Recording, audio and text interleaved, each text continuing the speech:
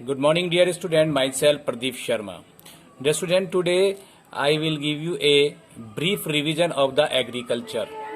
अभी हमने पीछे आपको 5 to 6 वीडियोज हमने एग्रीकल्चर की देखी थी। आज हम एग्जाम पॉइंट ऑफ व्यू से हम इसको थोड़ा सा देखें कहाँ से इसके महत्वपूर्ण पॉइंट्स हैं, महत्वपूर्ण टॉपिक्स हैं जिनसे बोर्ड में क्वेश्चन पूछे जाते हैं और किस तरीके से क्वेश्चन पूछे जाते हैं। तो प्लीज आप इसको सीरियसली देखिएगा और जो भी इसमें क्यूरीज हो उसको आप नोट डाउन कर लीजिएगा। सबसे पहले इसमें एग्रीकल्चर क्या आता है। एग्रीकल्चर क्या है कि ये प्राइमरी एक्टिविटीज में आता है।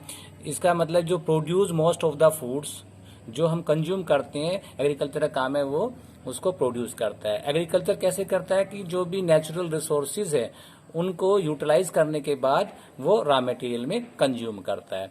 अब इसमें सेकंड टॉपिक आता है हमारा types of farming. Types of farming में हमने दो आपकी मेनली एक तो पढ़ा था हमने सब्सिस्टेंस फार्मिंग पढ़ा था और एक आपने पढ़ा था कॉमर्शियल फार्मिंग। सब्सिस्टेंस फार्मिंग में भी दो प्रकार की फार्मिंग होती हैं। जैसे कि आप जानते हैं कि प्राइमरी एक्टिविटीज एग्रीकल्चर आपका बहुत सालों से यानी कि हजारों सालों से ह्यूमन करता आ रहा है। तो ये इंडिया में भी बहुत हजारों सालों पहले से होती आ रही है। तो इसमें सबसे पहले आता है primitive subsistence farming. Primitive subsistence farming होती किस प्रकार से है? प्रिमिटिव का मतलब आप समझिएगा प्रारंभिक, सब्सिस्टेंस का मतलब है जीवन यापन फार्मिंग। जीवन यापन फार्मिंग में क्या ऐसी फार्मिंग आती है जो केवल प्रोडक्शन तो करती है लेकिन वो बेनिफिट के हिसाब से नहीं, केवल सर्वाइवल के लिए कि ताकि जो चीजें प्रोड्यूस करे उनसे जीवन यापन किया जा सके। और वो कैसे होती थी? वो natural fertility of the soil पर डिपेंड करती थी, नेचुरल इरिगेशन सिस्टम यानी कि आपका रेन वाटर पर डिपेंड करती थी। और जो हमारे जो प्रिमिटिव टूल्स थे जैसे आपका हो गया, आपका डिगिंग स्टिक्स हो गई, दाव हो गया, इनसे यूज होती थी। इस प्रकार की जो आपकी प्रिमिटिव सब्सिस्टेंस फार्मिंग थी उसमें जो प्रोडक्शन था बहुत लेस था और आफ्टर दैट उसका जो फर्टिलिटी ऑफ सॉइल थी कुछ समय के बाद वो समाप्त हो जाती थी। तो इसलिए जो भी लोग थे उसको जगह को छोड़ देते थे, दूसरी जगह चले जाते थे। मोस्टली क्या पहले क्या थे, जंगल हुआ करते थे, तो जंगलों को काट कर फिर दूसरी जो लैंड था उसको प्रिपेयर किया जाता था, तो उनको जंगलों को काट कर उनको जला दिए जाते थे। तो इस प्रकार से उसको स्लैश एंड बर्न फार्मिंग भी बोलते हैं। और स्लैश एंड बर्न फार्मिंग के कई नाम दिए गए हैं अलग अलग जगहों पर। और उसका दूसरा नाम क्या दिया गया आपका? झूमिंग। नॉर्थ ईस्ट में ये झूमिंग बहुत इंपॉर्टेंट है, कई प्रकार से पॉइंट ऑफ व्यू से एग्जाम में पूछा जाता है कि झूमिंग फार्मिंग क्या है। झूमिंग फार्मिंग और स्लैश एंड बर्न फार्मिंग और आपका प्रिमिटिव सब्सिस्टेंस फार्मिंग सभी एक ही है। और झूमिंग को अलग अलग कंट्रीज में किस नाम से जानते हैं इसके भी लिए बोला गया था आपको। जैसे मैक्सिको में मिल्पा है, सेंट्रल एशिया में कुनको है, और इंडिया में जैसे बेवार, दैया, मध्य प्रदेश में पोडू, पेंडा, और आपका राजस्थान में इसको भी कुछ और जैसे वाल्टेर है, वालेर है, और खिल जो है आपका हिमाचल प्रदेश में बोलते हैं। तो इनमें से कभी कभी क्वेश्चन पूछ लिया जाता है 1 मार्क्स में कि हिमाचल प्रदेश में क्या बोलते हैं, स्लैश एंड बर्न फार्मिंग को या झूमिंग फार्मिंग को या प्रिमिटिव सब्सिस्टेंस फार्मिंग को। और इसके कैरेक्टरिस्टिक्स भी आपसे पूछे जा सकते हैं कि write down the characteristic of the primitive subsistence farming. तो इसमें से आप 3-4 पॉइंट आपके इसके बना सकते हैं कि इसमें लेस प्रोडक्शन होता है, depend on the natural irrigation system यानी कि रेन पर डिपेंड करता है। इसमें प्राइमरी टूल्स यूज होते हैं और कैसे इसका तैयार किया जाता, और ये इंटेंसिव लेबर है या इसमें फैमिली जो लेबर है यानी कि फैमिली के पर्सन इसमें इन्वॉल्व होते हैं। तो ये सारी 4-5 पॉइंट इसमें बनाकर आप लिख सकते हैं। नेक्स्ट आता है आपका, इसमें एक एग्जांपल भी दिया रिंजा वाला, वो आप देख लेना कि रिंजा किस प्रकार से अपनी फैमिली में जहां पर वो रह रही थी उसके बाद में उसको वहां से जाना पड़ रहा था क्योंकि वहां पर सोइल की फर्टिलिटी कम हो रही थी। अब आता है इंटेंसिव सब्सिस्टेंस फार्मिंग। ये भी जीवन यापन के लिए की जाती है। ये खेती उस समय वहां पर की जाती है जहां पर पॉपुलेशन बहुत है, density of population is more, और लैंड कम होता है। तो वहां पर सर्वाइव करने के लिए उनको जो लिमिटेड लैंड होता है वहां से प्रोडक्शन ज्यादा लेना पड़ता है। तो इसके लिए वो क्या यूज करते हैं? इसके लिए वो इरिगेशन सिस्टम भी यूज करते हैं, दूसरा बायोकेमिकल्स भी यूज करते हैं। ऐसी आपका डेंसिटी पॉपुलेशन कहाँ पे मिलेगी आपको? स्पेशली आप एग्जांपल ले सकते हैं उत्तर प्रदेश का। उत्तर प्रदेश के नॉर्थन प्लेन्स में जो है लैंड तो कम है लेकिन पॉपुलेशन बहुत है। तो यहाँ के जो किसान हैं छोटे से लैंड में ही बहुत ज्यादा प्रोडक्शन लेना चाहते हैं। तो इसके लिए वो इरिगेशन सिस्टम भी यूज करते हैं, हाई डोजेज आपका बायोकेमिकल्स इनपुट्स भी यूज करते हैं। तो इसके बारे में भी क्वेश्चन आ जाता है आपका। 3-4 पॉइंट आप इससे आपके बना सकते हैं। दूसरी चीज आता है आपका कॉमर्शियल फार्मिंग। कॉमर्शियल फार्मिंग में क्या होता है, जैसे जितना आपका प्रोडक्शन हुआ, प्रोडक्शन में जो आपने कंज्यूम कर लिया, सब्सिस्टेंस के लिए जो आपने यूज कर लिया, अपने सर्वाइवल के लिए यूज कर लिया, उसके बाद में जो बचता है, रेस्ट ऑफ ऑल दो है आपका अधिशेष यानी कि बचा हुआ, उसे आप मार्केट में बेच सकते हैं। तो ऐसी कुछ खेती और कुछ खेती ऐसी भी की जा सकती है कि जो स्पेशली फॉर द मार्केट होती है, जो उससे आपका इनकम होता है, अपनी सर्वाइवल के लिए दूसरी चीजें आप उससे खरीद सकते हैं। इस प्रकार की फार्मिंग जो है बहुत अच्छे लेवल पर की जाती है। उसमें जो सीड्स होते हैं वो भी HYV सीड, हाई वैरायटी के सीड्स यूज होते हैं। केमिकल्स, फर्टिलाइजर्स भी यूज करते हैं, यूरिया है, डाई है, आपका इंसेक्टिसाइड, पेस्टिसाइड जो फसलों को नुकसान पहुंचाते हैं वो भी इसमें यूज करते हैं। तो इससे क्या है, हायर प्रोडक्टिविटी होती है, यानी ज्यादा प्रोडक्शन होता है। Degree of commercialisation agriculture very. अब ये क्या है, डिपेंड करता है यहाँ पे कॉमर्शियल फार्मिंग कौन सी है, नॉन कॉमर्शियल फार्मिंग कौन सी है, ये डिपेंड करता है आपके कंजप्शन पर। आपका प्रोडक्शन तो बहुत है और कंजप्शन बहुत लेस है, तो you can be sell out into the market.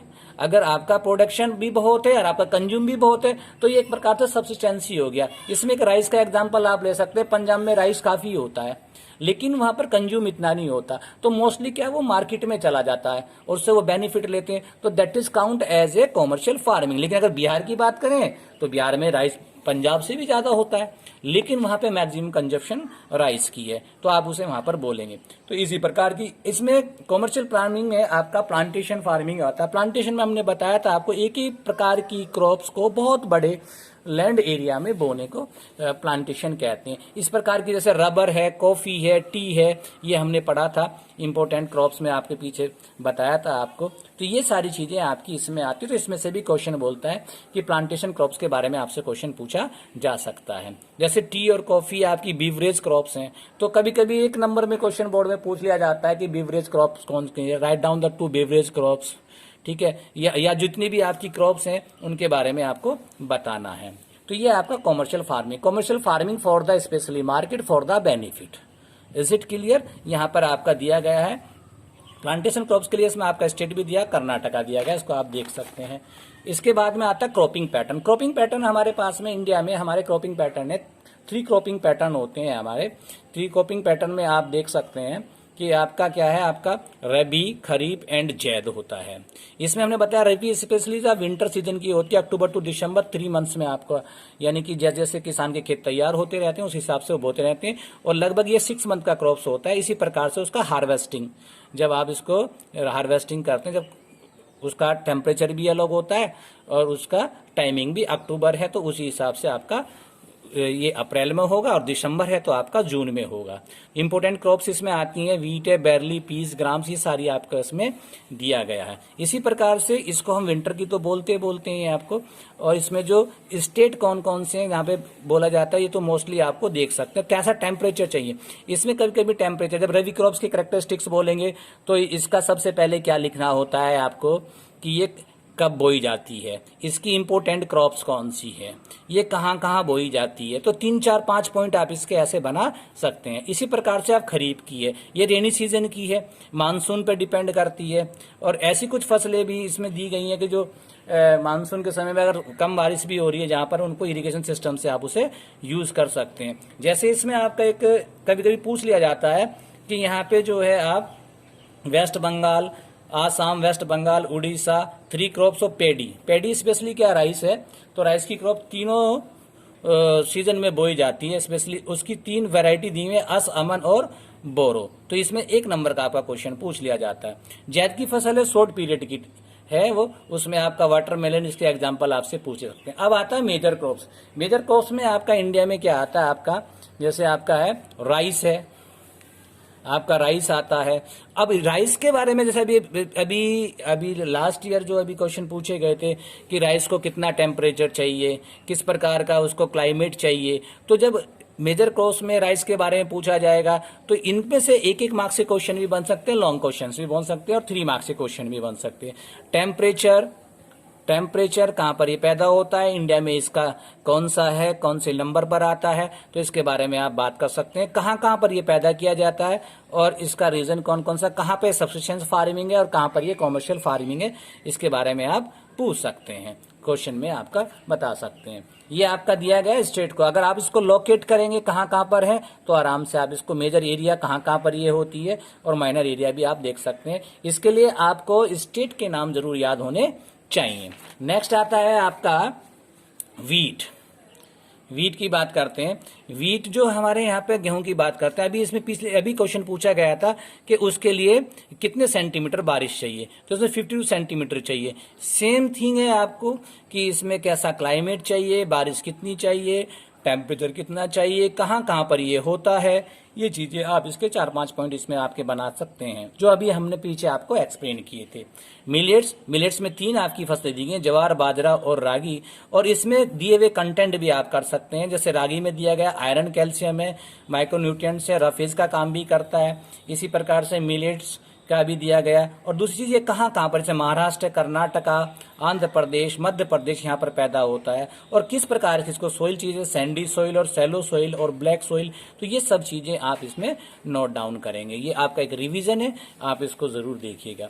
Reason कहाँ कहाँ पर ये होता है, कैसी फसलें बता दी हैं आपको, black soil, sandy, loamy, sallow, ये सारी चीजें आपको करना है। और बाकी स्टेट तो सभी का याद रखना है मोस्टली। अगर मैन स्टेट आपने लिख भी दिए तो दी बेस्ट है, एक आध स्टेट इधर उधर हो जाता है थोड़ा सा तो कोई प्रॉब्लम नहीं होती है। मेन मक्का के लिए आपको कैसा टेम्परेचर चाहिए, ये भी फूड क्रॉप्स में आती है, फूड में भी आती है, ह्यूमन के में भी और फोडर में भी, यानी कि पशु भी इसको काम करते हैं। फोडर क्या होता है, पशुओं का चारा होता है। और इसमें भी HYV सीड हाइब्रिड भी होती है, फर्टिलाइजर्स भी यूज करते हैं, इरिगेशन भी यूज करते हैं। और कहाँ कहाँ, जैसे कर्नाटका, उत्तर प्रदेश, बिहार, आंध्र प्रदेश, तेलंगाना, यहाँ पर होती है। अब आता है पल्सेस की भी बात करें, ये भी फूड क्रॉप्स में आता है। India is the largest producer of pulses but as well as is also largest consumer of the pulses, तो ये भी थोड़ा सा हमें ध्यान करना होता है। और दालें भी कई प्रकार की होती है, अरहर की होती है, मूंग की होती है, उड़द, मूंग, मसूर, सब पीस, ये सब हम लोग खाते हैं, अपने उसमें भोजन में लेते हैं, तो इनको थोड़ा है। इसके मेजर एरियाज भी दिए गए हैं, माइनर एरियाज भी दिए गए हैं, आप मैप में देख सकते हैं। अगर आपको स्टेट्स के नाम याद है तो आप आसानी से इसको याद कर सकते हैं, इतना बड़ा कोई इश्यू नहीं है कि सर इतने सारे स्टेट्स हैं कैसे दिए गए हैं। मोस्टली स्टेट्स जहां पे फर्टाइल लैंड्स है, मैक्सिमम फसलें वहां पर होती है, बस थोड़ा सा फर्टिलिटी पे डिपेंड करता है, सोइल की फर्टिलिटी पर डिपेंड करता है, तो थोड़ा बहुत वेरिएशन है, वरना मोस्टली कुछ ही स्टेट्स ऐसे हैं जहां पर सभी फसलें पैदा की जा सकती है, तो वो सभी में आप लिख सकते हैं। अगर आप रबी, जैद और खरीफ पैटर्न की भी बात करते हैं, जैसे आपका रबी क्रॉप्स हैं, तो सभी के लिए ऐसा तो नहीं है कि वीट के लिए अरब होगा टेम्परेचर और उसी समय पर दूसरी फसल जो रबी में बोई गई है उसके लिए अलग पैटर्न होगा या क्लाइमेट अलग होगा। तो रबी की जितनी भी फसलें हैं उनके लिए सबके लिए एक ही सिस्टम रहेगा, ऐसी खरीफ के लिए एक ही सिस्टम रहेगा, और ऐसी जैद के लिए भी एक ही सिस्टम रहेगा, तो आप उस पर थोड़ा ध्यान रखेंगे। नेक्स्ट आता है आपका food crops other than grain, जो फूड में तो यूज होती है लेकिन वो ग्रेन्स नहीं है, अनाज नहीं आती है। जैसे आपका शुगर कैन, चीनी हम बनाते हैं शुगर कैन से, गन्ने से बनाते हैं, और ये कहाँ कहाँ पैदा होती है, ट्रॉपिकल एंड सब ट्रॉपिकल क्रॉप। इसके लिए टेम्परेचर 21 से 27 डिग्री सेल्सियस चाहिए, एनुअल रेनफॉल चाहिए इसको 75 सेंटीमीटर टू 100 सेंटीमीटर। तो इसमें 3-4 पॉइंट आप आराम से बना सकते हैं। और इसके लिए किस प्रकार का रीजन चाहिए वो 4th पॉइंट हो जाएगा, और कहाँ पर स्टेट है और कहाँ पर ये कंट्रीज के नाम भी दिए गए कि इंडिया का कौन सा है, तो इसमें 6-7 पॉइंट आप बना सकते हैं। शुगर कैन के बारे में आता है, मोस्टली इसमें से 1 मार्क्स और 3 मार्क्स में क्वेश्चन पूछे जाते हैं, लॉन्ग में भी रेयर केसेस में इससे पूछे जा सकते हैं। ऑयल सीड्स के बारे में आपको बताया कि किस प्रकार के ग्राउंड नट्स हैं, कौन सी खरीफ क्रॉप्स है, कौन सी आपका इसमें रबी क्रॉप्स है। जैसे कुछ क्रॉप्स हैं जैसे कैस्टल सीड्स है, ये दोनों में उगाया जाता है, रबी एंड खरीफ में भी। और लिन सीड है, अलसी बोलते हैं जिसको, रबी क्रॉप्स में आती है। सिसोमेसिस जैसे खरीफ क्रॉप्स। तो इसमें से जो ऑयल सीड्स हैं, यानी कि ऐसे प्लांट जिनके सीड से ऑयल बनाते हैं, और हम एडिबल ऑयल यानी वनस्पति घी भी बना लेते हैं, उससे तेल भी बनाते हैं, जिससे हम कुकिंग में भी यूज करते हैं, आपके कॉस्मेटिक के सामान में, सोप बनाने में, इनमें यूज करते हैं। तो ये चीजें आपको थोड़ी सी महत्वपूर्ण है, इनमें से 1 नंबर में 3 मार्क्स में आपके क्वेश्चन पूछे जा सकते हैं। टी के लिए बता दिया, T is a beverage crop, यानी कि पेय पदार्थ।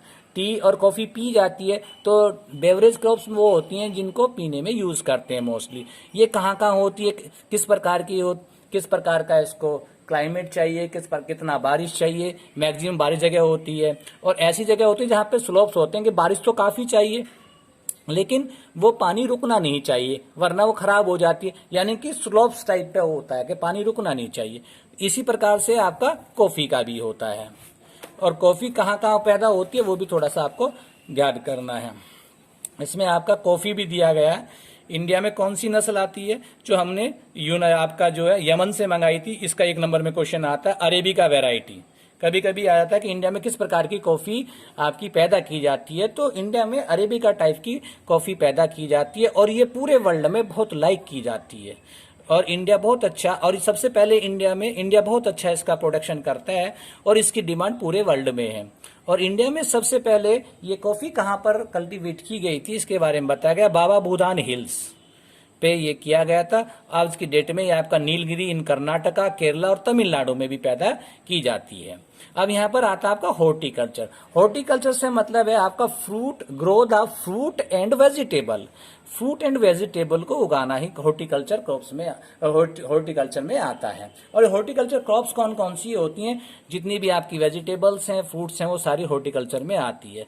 अगर बात करते हैं हम वेजिटेबल्स की बात करते हैं, तो इंडिया पूरे वर्ल्ड का 13% वेजिटेबल ग्रो करता है, प्रोडक्शन करता है। उसमें बहुत सारा है, पी है, कलीफ्लावर है, ऑनियन है, कैबेज है, टमाटो, ब्रिंजल, पोटैटो, ये सभी आता है। इसकी बात करते हैं हम, सेकंड लार्जेस्ट प्रोड्यूसर है फ्रूट में India and vegetable after the China के बाद में। अब ये भी अभी हमने इसके बीच में बताया था कि कुछ फसलें ट्रॉपिकल सब ट्रॉपिकल होती हैं। सब ट्रॉपिकल, ट्रॉपिकल रीजन हमने आपको बताए थे। सब ट्रॉपिकल रीजन क्या है, सब ट्रॉपिकल रीजन है वो सारे हमने बताया। ट्रॉपिकल रीजन क्या होता है, जो आपका tropic of Cancer, tropic of Capricorn के बीच का जो एरिया होता है वो क्या होता है, आपका ट्रॉपिकल रीजन कहलाता है स्पेशली। और उसके बाद जो है आपका 66.5, यानी कि जो इधर नॉर्थ और साउथ दोनों में लगा लेते हैं, तो वो आपका जो है सब ट्रॉपिकल एरिया में आता है। तो ये चीजें आपको थोड़ा सा याद दिलाएंगी। नेक्स्ट है आपका इसमें नॉन फूड क्रॉप्स, ये भी बहुत महत्वपूर्ण है। नॉन फूड क्रॉप्स में क्या आता है, आपका रबड़ आता है। रबड़ के लिए टेम्परेचर कितना चाहिए, 25 डिग्री सेंटीग्रेड। और एनुअल रेनफॉल कितना चाहिए आपको, मोर देन 200 सेंटीमीटर, यानी कि 200 सेंटीमीटर की बारिश बहुत होती है। यानी कि वहां पर ये फसल पैदा की जाती है जहां पर ज्यादा बारिश होती है, और टेम्परेचर भी लगभग 25 डिग्री सेल्सियस कम नहीं होता है। तो जहां पर उमस हो, बारिश ज्यादा होती हो, ऐसी जगह होता है। इसके लिए आपको बता दिया, गारो हिल मेघालय है, अंडमान एंड निकोबार आइलैंड्स, कर्नाटका, तमिलनाडु, केरला, ये सारे कोस्टल एरिया के रूप में आते हैं। यहाँ पर आप देख सकते हैं बारिश काफी होती है, कभी आप विजिट करें तो आपको यहाँ पर मिलेगा। दूसरी चीज, फाइबर क्रॉप्स की बात करते हैं, रेशे वाली क्रॉप्स, जिसमें कॉटन है, जूट है।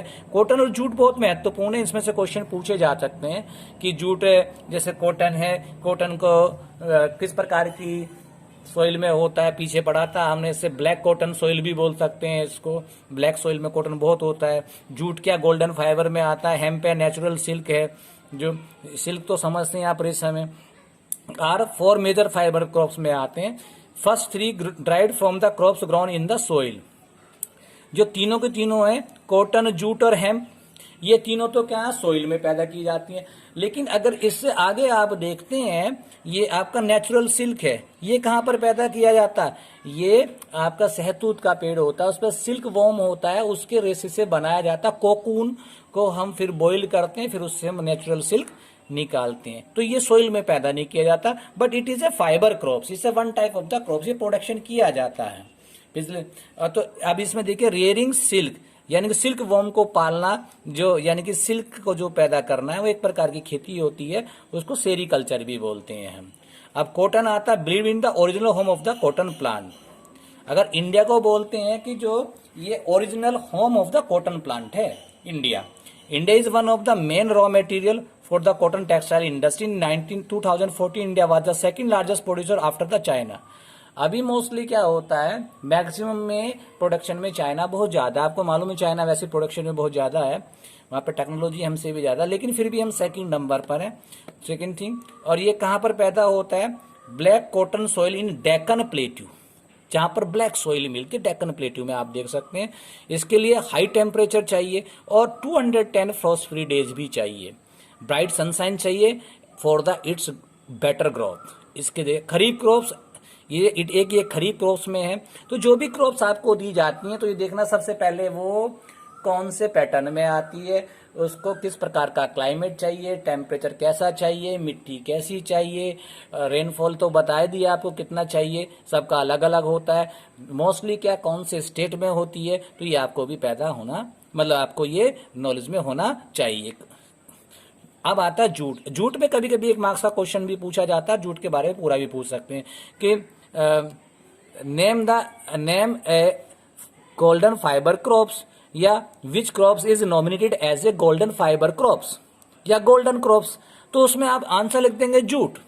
ये बहुत बार पूछा गया है कि गोल्डन फाइबर क्रॉप्स कौन सी होती है, जूट की होती है।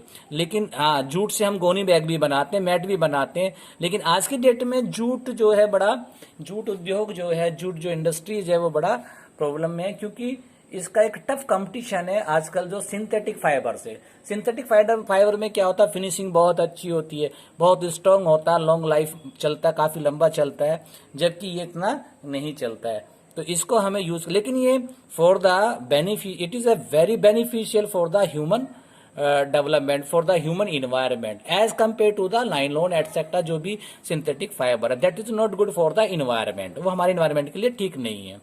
अब आता है, अब इसके लिए पहले खेती होती थी तो उसके लिए हमारे पास में ना तो एडवांस टूल्स थे, ना इरिगेशन सिस्टम डेवलपमेंट था। तो गवर्नमेंट ने हमारे इसको डेवलप करने के लिए, क्योंकि India is an agricultural country, Bharat एक कृषि प्रधान देश है, तो कृषि पर डिपेंड करता है हमारा बहुत सारा सिस्टम, चाहे प्राइमरी सेक्टर है, सेकेंडरी सेक्टर है, या टेरेसरी सेक्टर है। तो इसके लिए हमारी गवर्नमेंट ने बहुत इनिशिएटिव स्टेप लिए हैं, बहुत सीरियस स्टेप लिए हैं। उसके लिए जब जैसे भारत आजाद हुआ तो हमने 5 ईयर्स प्लान 5 साल के लिए हमारा प्राइम मिनिस्टर बनता है, तो कोई भी गवर्नमेंट आती है तो उसको 5 साल तक के लिए कोई ना किसी ऐसे मुद्दे पर, जैसे कि हमारी कंट्रीज का डेवलपमेंट, उस पर काम करना पड़ता है। तो उसके लिए हमने बहुत सारे रिफॉर्म्स किए हैं। तो इसमें 2 रिफॉर्म्स आते हैं आपके, technological reforms and institutional reform. Technical reforms में क्या क्या आते हैं और इंस्टीट्यूशनल रिफॉर्म्स में क्या आते हैं। टेक्निकल रिफॉर्म्स में क्या आते हैं कि सबसे पर हमने कहा कि जो मैक्सिमम लोग है 60% of our countries depend on the agriculture, तो उसके लिए हमने क्या किया, उसके लिए हमने क्या ग्लोबलाइजेशन, इसके लिए हमने काम किया है। तो उसमें हम बता देते हैं आपको, सबसे पहला हमने क्या क्या काम किया। उसके लिए सबसे पहला काम किया है हमने कि आपका गवर्नमेंट ने बहुत सारे किसानों को फैसिलिटीज दी हैं। पहले जो क्रॉप्स बेकार हो जाती थी या डिस्ट्रॉय होगी किसी भी प्रकार से, तो उसके लिए किसान पर निर्भर करना पड़ता था। तो अब उसको गवर्नमेंट ने क्या करा, क्रॉप्स इंश्योरेंस कर दिया है। किसान का एक्सीडेंट हो गया, पर्सनल एक्सीडेंट इंश्योरेंस भी दिया है, कहीं जा रहा है तो उसका पूरा खेती, उसका फैमिली सारा बर्बाद हो जाएगा। दूसरा, पहले फॉर्मल इनफॉर्मल जो क्रेडिट है, पहले फॉर्मल क्रेडिट नहीं मिलता था किसानों को बोने के लिए, अपनी फसल बोने के लिए जो मनी लैंडर्स हैं इनसे आपको कर्जा लेना पड़ता था, एक डेप्ट होता था, कर्ज का जाल बन जाता, उससे मोस्टली अपना जमीन बेचना पड़ता था या वो वैल्यूएबल चीज बेचनी पड़ती थी। तो इसके लिए गवर्नमेंट ने KCC किसान क्रेडिट कार्ड भी बनवाया एज पर जमीन, कि किसान वहां से आराम से बैंक ले सकता है, बैंक से अपना लोन ले सकता है और फिर जो है उसको रिटर्न भी कर सकता है। कभी कभी उस पर सब्सिडी छूट भी मिल जाती थी। तो किसानों के लिए बहुत सारी फैसिलिटी, इरिगेशन सिस्टम डेवलप करवाया, बहुत सारी आपकी कोऑपरेटिव सोसाइटीज बनाई गई, इसमें बीज भी मिलता है और किसानों को लोन भी मिलता है। फिर गांवों में बैंक भी लगाए गए, ग्रामीण बैंक के नाम भी कह सकते हैं।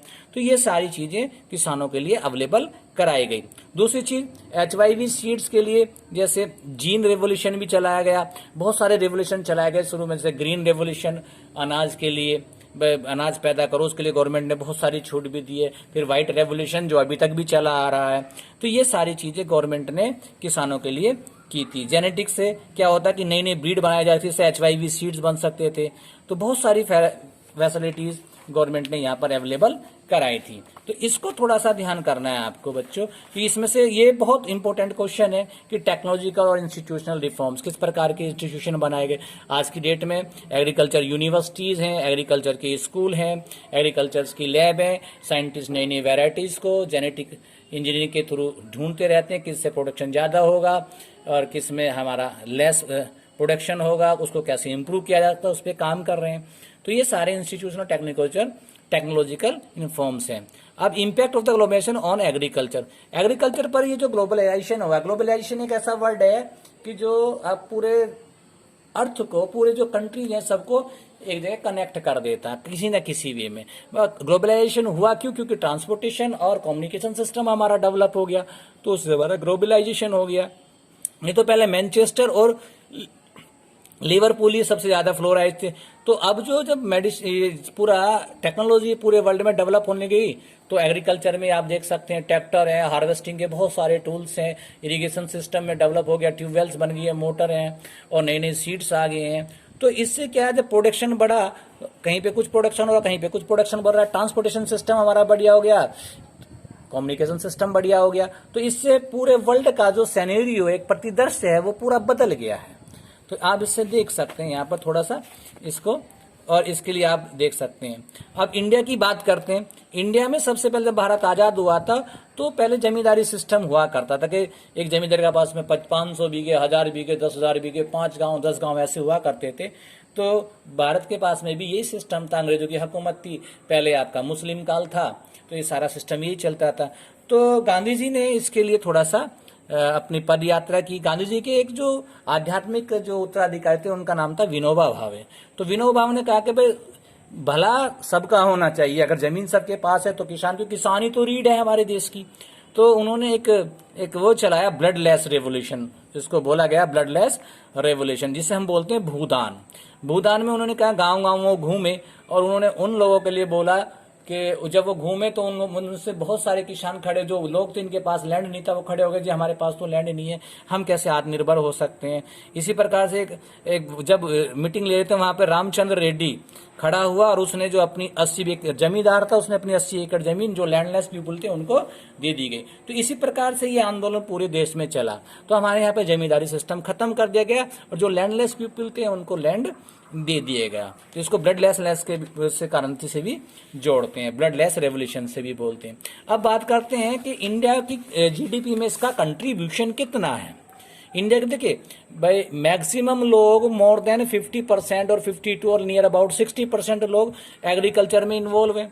लेकिन इसका जीडीपी में कंट्रीब्यूशन आप देख सकते हैं 2007 से और 2017 तक का इसमें डाटा दिया गया है, as compare to secondary sector और टेरिटरी सेक्टर बहुत कम है। तो इसको हमने Indian Council of Agriculture Research, agriculture universities, ये सारी वेटनरी हॉस्पिटल सारा हमने बनाया है। तो इससे हमारा थोड़ा सा डेवलपमेंट होगा। तो इसको हमें और इम्प्रूव करने की इसमें जरूरत है, थोड़ा सा इस पर थोड़ा ध्यान। अब आता है, थोड़ा सा इस पर ध्यान दीजिएगा आप, अब आता है आपका फूड सिक्योरिटी। अब यानी कि खाद्य की, यानी कि आपको भोजन की सिक्योरिटी कैसी है, हमारी गवर्नमेंट कैसे करती है।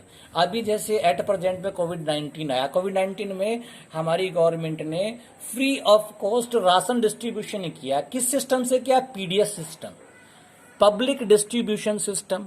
उसमें जो भी ऐसे हैं आपके, उसमें उसके लिए पब्लिक डिस्ट्रीब्यूशन सिस्टम में हमने क्या किया है कि उसमें हमने गवर्नमेंट ने 2 कार्ड बनाए थे आपकी, एपीएल और बीपीएल। एपीएल का मतलब होता है अबव पॉवर्टी लाइन और बीपीएल का मतलब होता है बिलो पॉवर्टी लाइन। तो उसके थ्रू जो है डिस्ट्रीब्यूशन ऑफ आपका राशन का होता, तो गवर्नमेंट ने लोगों को दिया। भाई कभी भी हमारे यहाँ पे गरीबी रेखा को कैसे खत्म किया जाए, उसके लिए गवर्नमेंट हमेशा प्रयत्नशील है। उसके लिए हमारे यहाँ पर हर डिस्ट्रिक्ट में एक एफसीआई के जो आपके ग्रीनरीज बनाई हुई हैं, यानी कि एफसीआई की फुल फॉर्म है फूड कॉर्पोरेशन ऑफ इंडिया, एक डिपार्टमेंट है जो गवर्नमेंट ने बनाया है। और पहले किसानों को जो अपनी, भाई एक किसान है उसको अपनी फसल बोनी है या शादी ब्याह करना है या कुछ ऐसा काम करना है, तो उसको लैंडलॉर्ड से या मनी लेंडर से पैसा लेना पड़ता था। तो उसके लिए क्या था, तो उसको अपनी फसल जो है, अब वो फसल उसको सस्ते में बेचनी पड़ती थी। तो अब गवर्नमेंट ने उनको इंप्रूव करने के लिए क्या कर दिया, एमएसपी, मिनिमम सपोर्ट प्राइस। अब जैसे ही फसल कटने से पहले गवर्नमेंट अनाउंस कर देती कि राइस का ये प्राइस रहेगा, गेहूं का ये प्राइस रहेगा मिनिमम पर क्विंटल, या आपका शुगर कैन का इतना रहेगा। अगर कोई मंडी में या कोई भी दूसरा लेता है तो अब किसान को इन्फॉर्मेशन है, बुलेटिन भी है न्यूज़पेपर्स में, टेलीविजन पर बहुत सारा इन्फॉर्मेशन टेक्नोलॉजी, जिससे किसान को पता रहता है। तो वो कहेगा नहीं इतना तो गवर्नमेंट ही दे रही है। अब पहले जब गवर्नमेंट फैसिलिटी नहीं देती तो बोलता था वो मनी लेंडर या कोई भी बोलता था, बोलो जाइए तो गवर्नमेंट के पास बेच दीजिएगा इसको और पैसे ले लीजिएगा। तो अब गवर्नमेंट ने वो सिस्टम ले लिया कि जो किसी का अगर नहीं बिकता है तो गवर्नमेंट कैन परचेज, और गवर्नमेंट उसको परचेज कर कहाँ रखती है, एफसीआई के गोदाम में रखती है, यानी ग्रेनरीज में रखती है। एट द टाइम उसको पीडीएस सिस्टम के थ्रू जो गरीब लोग हैं उनको बांट देती है। और जैसे अभी जैसे अकाल टाइप का था या ऐसे महामारी टाइप का जो पड़ता है तो उस टाइम पे उसको यूज कर लेती है। तो इससे किसानों को भी अच्छी मदद हो जाती है, किसान भी डेफ्ट में नहीं होता और दूसरों पर वो डिपेंड नहीं रहता है। ये थोड़ा सा आप ध्यान रखेंगे आपको। ओके, इसमें थोड़ा सा दिया गया आपको, तो इस चैप्टर में आपको इतना ही आपको दिया गया है। तो स्टूडेंट, आई होप कि ये चैप्टर आपको पूरा समझ में आ गया होगा। इसको एक दो बार अपनी तरफ से आप जरूर पढ़िएगा, इसके ऑब्जेक्टिव बनाइएगा और पिछले साल के कुछ क्वेश्चन आंसर्स भी इसमें आप देखिएगा। If you have any problem, please go through the text book and watch all the previous videos. Thank you. Have a nice day.